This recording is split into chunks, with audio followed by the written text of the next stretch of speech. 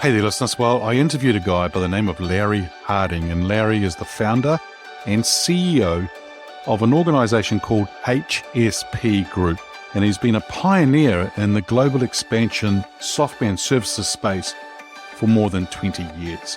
And he's actually built a large organization, and he's actually shared with us in the extra interview a whole lot of fun he's actually had, which has been really quite exciting to hear about.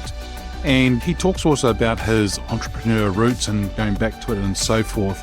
But you know what? We talked about a few things, and the main sort of title here is being open to constant change and the ability in today's dynamic world where everything's moving so fast and so quick. He talked about being able to course correct. So if you're open to being that constant change and course correct, that's actually going to put you in a good position to be successful in today's world. The other thing we talked about was leadership skills. They're actually transferable into entrepreneurship, which is good to know for a lot of people thinking about leaving the corporate world or their job in a smaller organization, whatever it is, and wanting to go into their own business. And if you've got leadership skills, those skills are transferable. And the other thing too is that we talked about different generations and how they are wanting really strong leadership. They don't want weak leaders. They want leaders who know where they're going, but leaders who are going to help them, mentor them, and grow them to become strong leaders of our future. So there you go, listeners. A great interview with Larry. So sit back and enjoy. Welcome to Leadership is Changing. Each week, we and our guests provide information and insights through exploring leading change. This is taking your leadership to another level by finding the balance between executive excellence and personal well-being through stories that inspire real change. It's time to adapt in our fast-moving world when leadership is changing with your host, Denis Giannoutsas. Hey there, listeners. Welcome to another wonderful episode on the Leadership is Changing podcast. I have a great guest with me today. His name is Larry Harding. Larry, a massive welcome to you. Thank you very much. Really happy to be here. Excellent. Now, whereabouts in the world are you today? I'm currently U.S. East Coast based, just outside of Washington, D.C. in Annapolis, Maryland. Yeah, very good. Well, that's cool. So that part of the world, and of course, you're now in autumn, going towards winter. Oh, it's going to be getting a little bit cooler for you, but it's all good. That's just part of life, right? We have different cycles within seasons. That it is, although I'm from Boston originally. I found myself migrating south. I think I'm going to end up at the equator at one of these points. Oh, that's good. Oh, very nice. Very good. Now, you're the founder and CEO of HSP Group. And do you want to share a little bit more about what that organization is and a little bit more about your background and what you've done? Sure. HSP Group is a 3-year-old venture-backed startup. Our mission is to help global multinational employees, really high growth SME type companies deal with the challenges of managing a global footprint. So I've been in this industry for about 20 something years. Before that, I was sort of our classic customer. I was a CFO of venture-backed tech companies based up in Boston. I had to deal commonly with the challenges of my own companies trying to go overseas into Japan, into the UK, into Brazil. And what I found was that every country we went into and all the different things I needed to do in each of those countries were recreating a wheel every single time. And my thought was there really should just be a company to call and I could take care of this all for me while I focused on my day job. That company didn't exist. So about 20 years ago, I sort of ventured in and started my own business in this market. Yeah, cool. So in other words, if I've got an organization and I want to go into other countries, I can connect with you and you can help with the systems, the processes, the connections. Is that how it works? Exactly right. So when people are going overseas, they're typically super excited to expand and enter into new markets, or maybe they need access to talent in places where there are fantastic software developers. Nobody's going overseas to do a really good VAT return or get a global payroll processed. But those types of things have to happen if you're going to venture overseas. So typically my background was finance accounting, but my back office colleagues in HR or in legal or in tax had the same set of challenges. We had things that we needed to be on top of in places where we didn't know the rules, and it was our job to support our organizations. So yeah, what we've done here at HSP is create a business that really provides a turnkey solution, services and software for each of those back office types of roles. And when you say that, how many countries are you in today? In other words, how many countries can you service or help people with? So we help companies currently in more than 100 locations. Having said that, the top 20 most common destinations are probably 80% of the places that we help businesses in. But one of our missions is we might not routinely take care of people in far-flung places, but we know how to find the solutions. So even if it's not necessarily one of our standard countries, we know how to find help in just about any country that you can do business in. Yeah. And Larry, a lot of businesses today are run from a home or from a certain location. They don't have to always go into a commercial premises, and that your business today, because it is spanning the world, there's that global footprint. Do you have a commercial property or premises where you go to as an office, or how does that work? We have a global headquarters in the US in Tampa, and we have a very large sort of European hub in Barcelona. But with this company and in the broader market business that I've been in for a couple of decades here, we've been way at the vanguard of working remotely, way before the pandemic and even some of the technologies that help. We've had our own employees who support our customers in really far-flung places. So we figured out how to be a global, remote, virtual company very early on. So now it's sort of like the rest of the world is catching up to how we've done business for quite a while. Yeah, they're a bit slow, aren't they? Come on, hurry up, catch up. Yeah, so that's good. Leading from the front. That's awesome. Now, we've got some questions to go through, you and I. When did you get into leadership yourself? It's interesting. So by background out of university, I was with one of the, at the time, Big 8 accounting firms, Big 4. I was on the audit staff. I did some M&A consulting. And then like most of my colleagues, especially when the market got hot with the whole internet boom, we went off to become CFOs, accountants for different tech companies. I became sort of a CFO at a relatively early age, and that was my first introduction to sort of being a leader and a manager. I found that my skill set was pretty good for that. A lot of the areas where I seemed to have a decent amount of capabilities were ones that meshed really well with being a leader. When I decided to start my own company, I'd never been an entrepreneur before. And in hindsight, I really had no idea what I was doing looking back. But what I found that some of the leadership skills I had translated really well into entrepreneurial skills. It's sort of one and the same thing. And I'm just fortunate enough, some of the things I'm not as good at weren't overly important. The things I happen to be decent at from a leadership perspective really help start a business and recruit an amazing team of people way more talented than I am, figure out the mission, get people to sort of rally behind it. So my skill set seemed to mesh pretty well for that. And as I learned over just doing it over time. There is this saying out there that a successful leader gets smart people around them.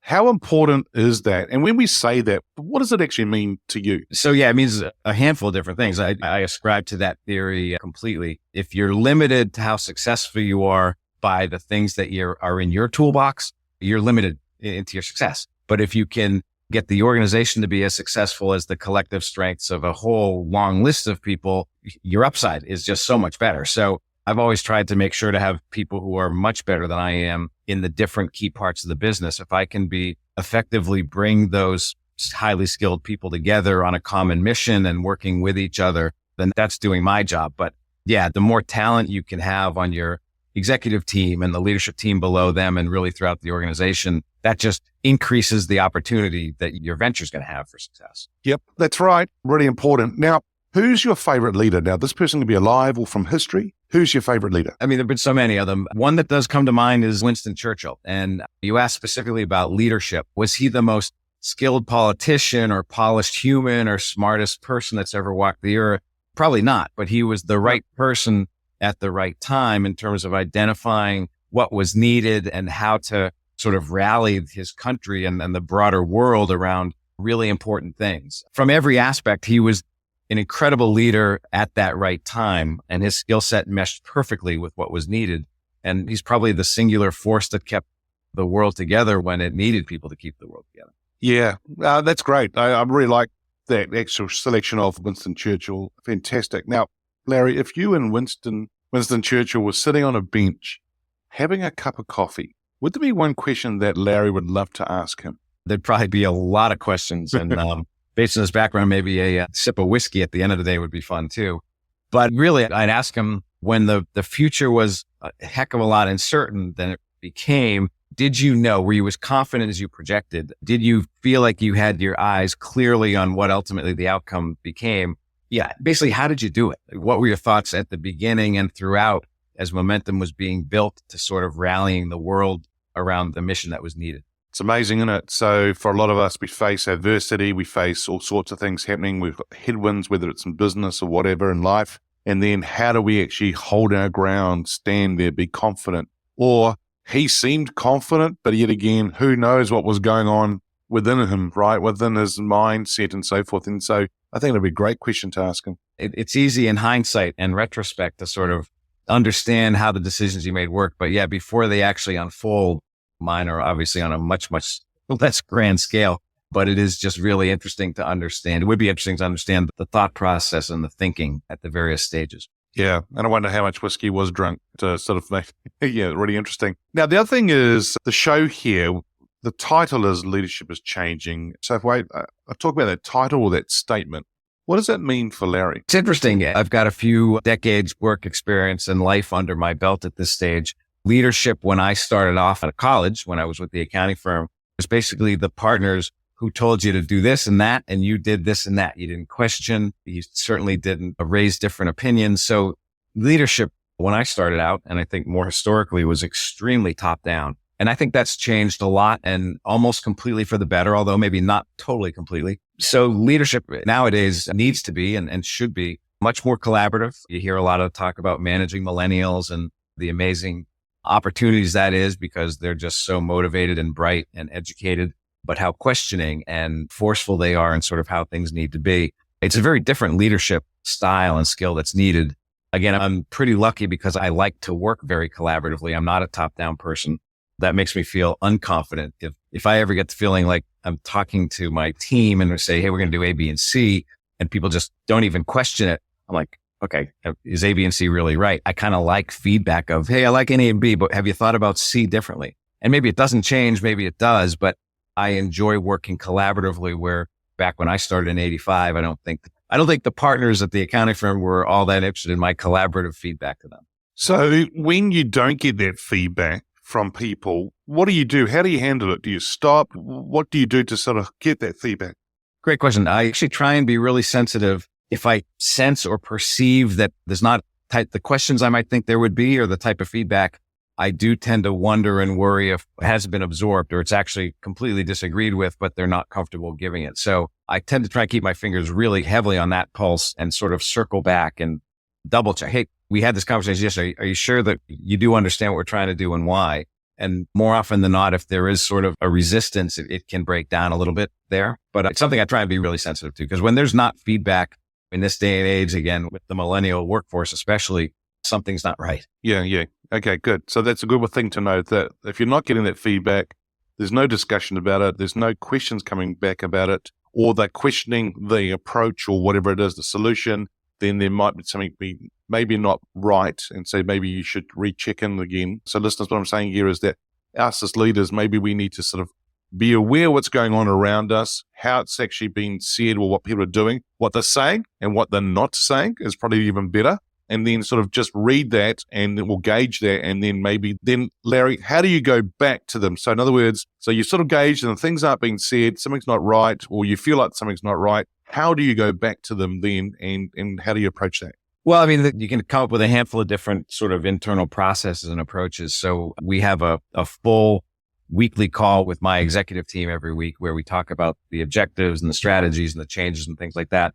But then I also have weekly one-on-ones with my entire team. So if I do get the feeling that there wasn't a lot of discussion in the wider group, I'll make sure to sort of raise it and address it on the one-on-ones. One of the, and that works fine. One of the big challenges I have, or I've seen over the years, is it's easy enough to cascade information and thoughts and strategies with the direct reports. It's harder to make sure it goes out across the wider organization. And that's something I'm trying to have work more effectively, really every day still. And I can't sit here and tell you I have the complete blueprint on that one necessarily. That one always requires quite a bit of work. You need to get feedback from people who are maybe a couple seniority positions down from the Exco group, but you got to do that very delicately and sensitively. You don't want to undermine and go anybody's side behind anyone's back, but you do want to gather input from as big a group as possible. So that one's definitely an art, which I'm working to try and improve every day. Yeah, I think what we call it sometimes skip level kind of connections or meetings with people so you skip certain levels down. As you say, you got to do a little bit, you got to be sensitive because some people get a little bit, well, what are you doing? You start undermining me as a leader, but that's not what we're wanting to try and do, right? So Yeah. Or you get people who might have a bit of a grudge against their boss and they're like ready to unload and you don't even want to go there, but you do want to make sure that the feedback or that the potential issue is understood. So it's a very fine line. Yeah. And actually, Larry, I call that sometimes with the leadership that's sort of in the middle. Sometimes I call that the frozen middle, because communication going upwards or downwards doesn't always sometimes get stuck there in the middle. And we don't always hear from them as a more senior leaders don't hear from them, or we don't always hear what's going on. And then the troops or the group of employees and that, sometimes they don't get to hear the messages either that's been relayed from the top. So yeah, sometimes I call that the frozen middle. And sometimes our role is to unfreeze them. It's a good term. And absolutely, it's a big job of myself and my team to minimize the ice flow in that middle. I like it. The ice flow. Nice.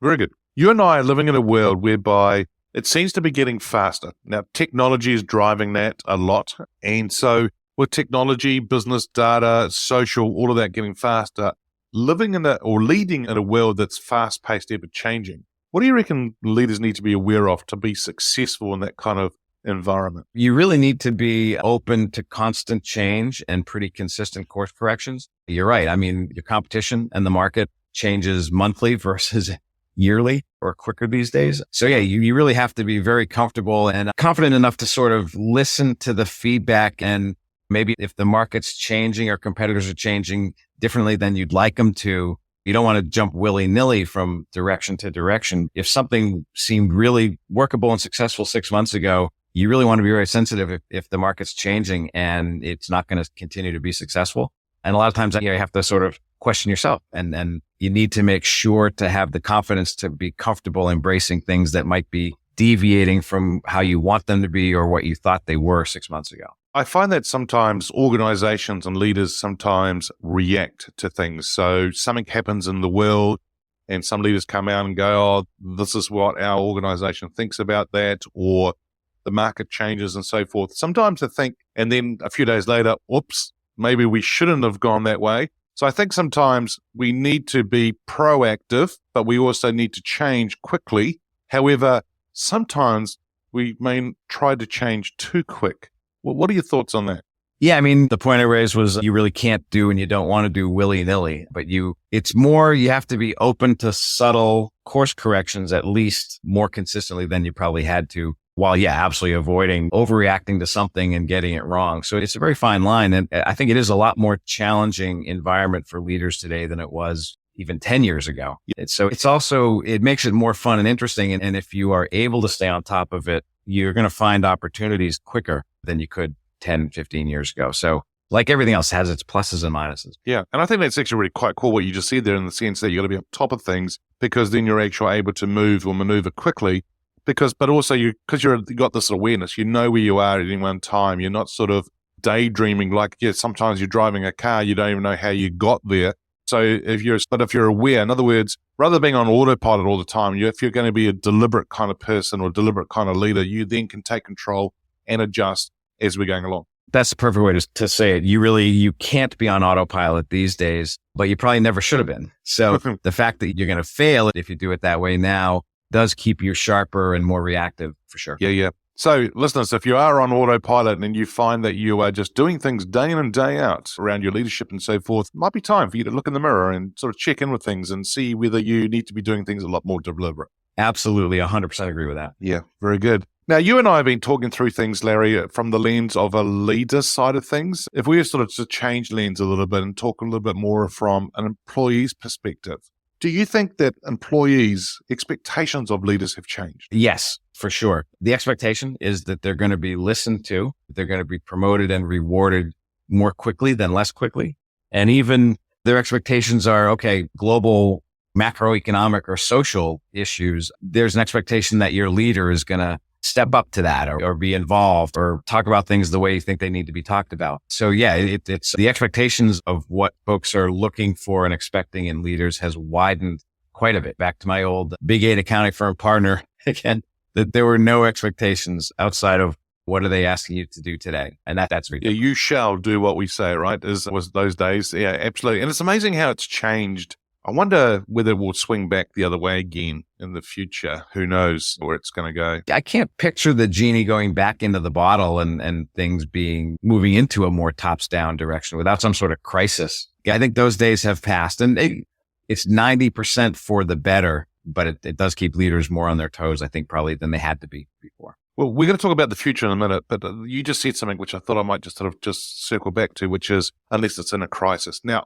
how is it different? If it's in a crisis and there's something happening, how is it different to, say, every day? Well, I think even whether you look at politically, there's countries conduct themselves a certain way, but then if a crisis happens, call it COVID or what's going on in the Middle East, all the terrible things there, the old way of doing things tends to become a little bit more rigid and more top down. It's like a little more command and control because we got to save things versus steady state. So if from a business perspective, if you lost your biggest customer and needed to figure out how to keep the doors open, you probably would have to morph and run the business differently than, hey, the collaborative. You might just have to say, okay, that's nice, but we're going to suspend the training and development. We're going to have to suspend some of these things because we got to get cash flow back in. So I think a crisis inevitably causes, at least for a temporary period of time, leadership approach changes because you really have one priority. It's survival, and then you can't do anything else if the business isn't going to stay open.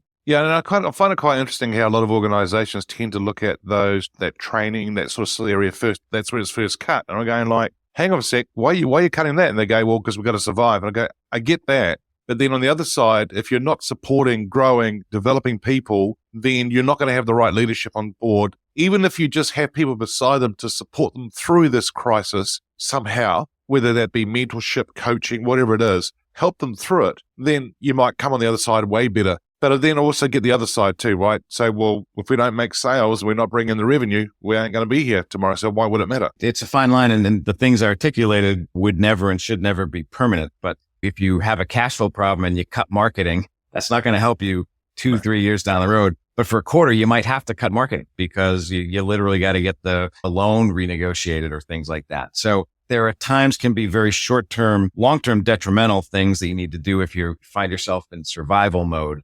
But you better not stay there long, to your point. If you have to cut employee training and development, you're not going to have the right employees with the right skill sets down the road.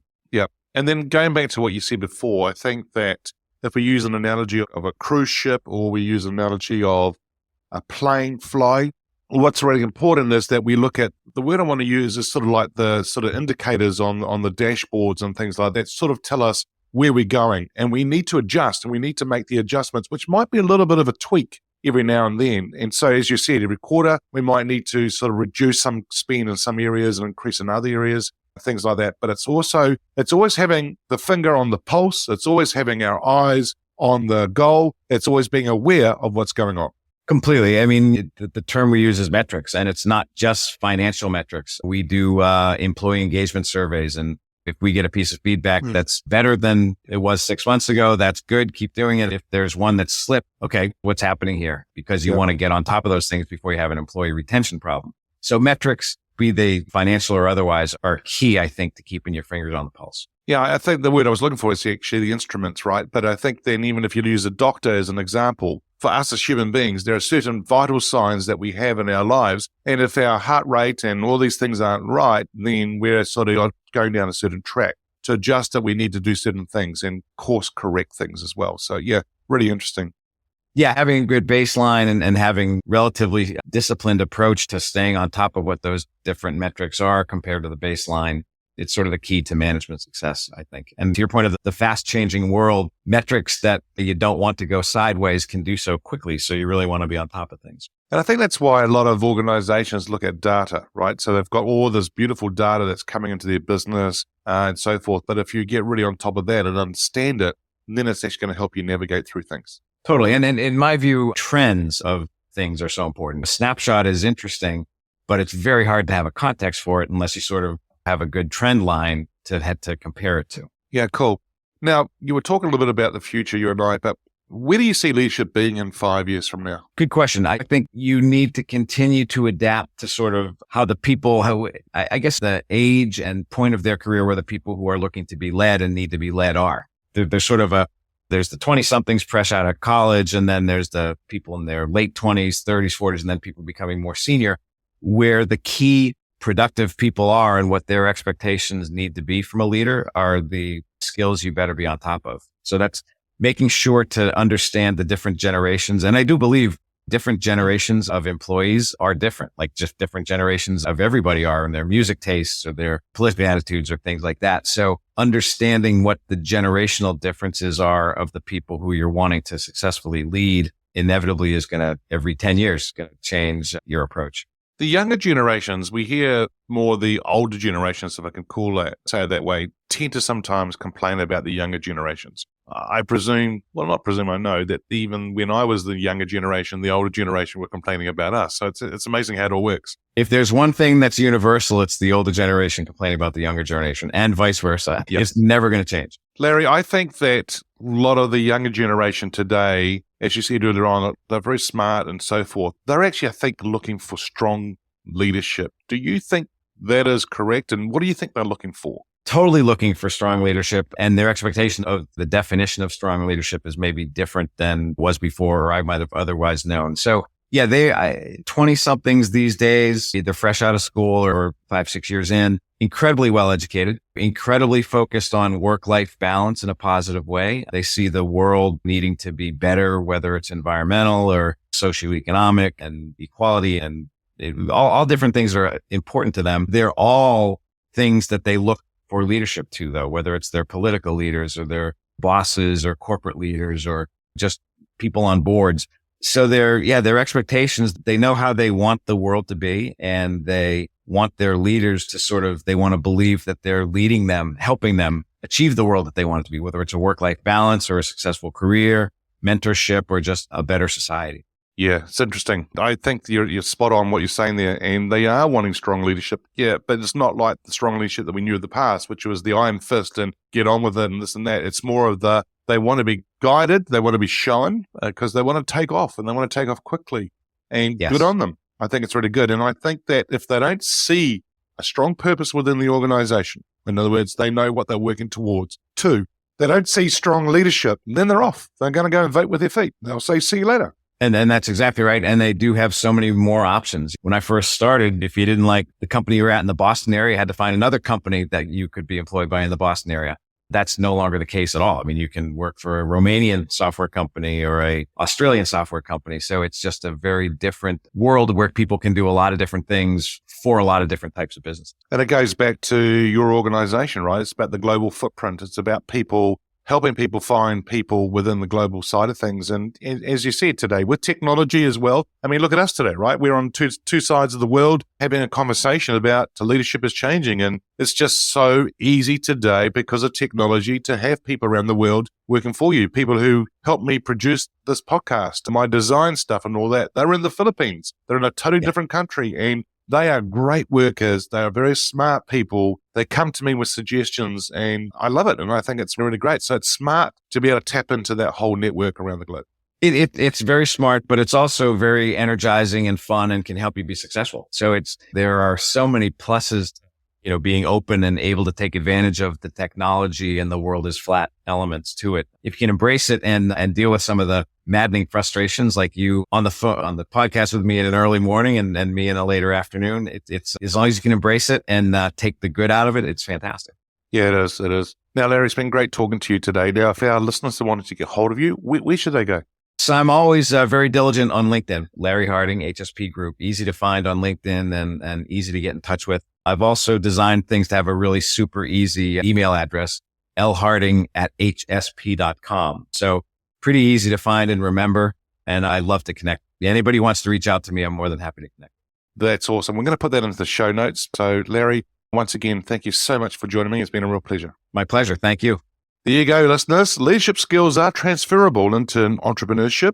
Be open to constant change and make sure you do some course corrections as you're going along. And all generations want strong leadership. Well, that's it for this episode. Thanks for joining us. Until next time, bye for now.